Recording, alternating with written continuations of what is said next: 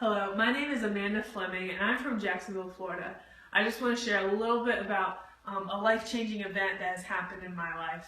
So when I graduated high school, I went to Word of Life Bible Institute, and so I studied the Bible for about 2 years, and then I became a missionary in El Salvador.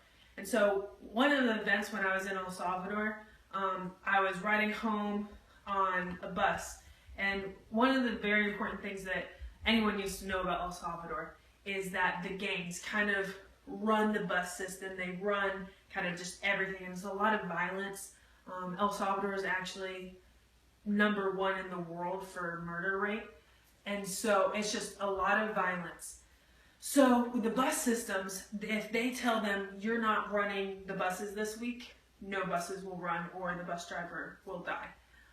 And so we're on this bus and we're on our way, like going back from this church to go back home where I live. And as we're going back home, this fragile old lady is about to get off the bus. And the thing is, the buses don't stop. They kind of do a slow roll. So this fragile old lady is, trying to get off, and as she gets off, she falls, and the bus almost runs her over, and everyone's hitting the bus, stop, stop, stop. And they get her up, make sure she's okay, and she, gets up and leaves, and we're just continuing, and then we see this car that's driving right alongside the bus and making the bus pull over, and so the bus pulls over, and we're talking, and my friend who's an El Salvadorian said that most likely that person that pulled him over was the son of the women who had fallen.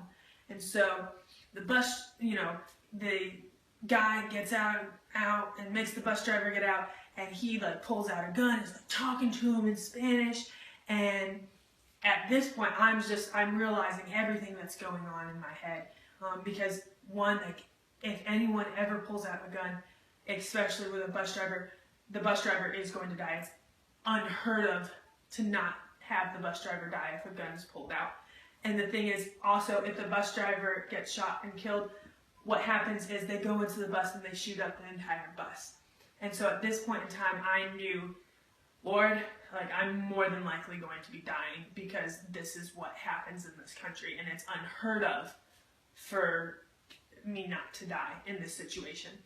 And so I'm just, standing and holding on to the bars, and I'm just praying. I'm like, Lord, I don't understand, what's going on. Just protect me, protect this bus driver, protect the people on this bus.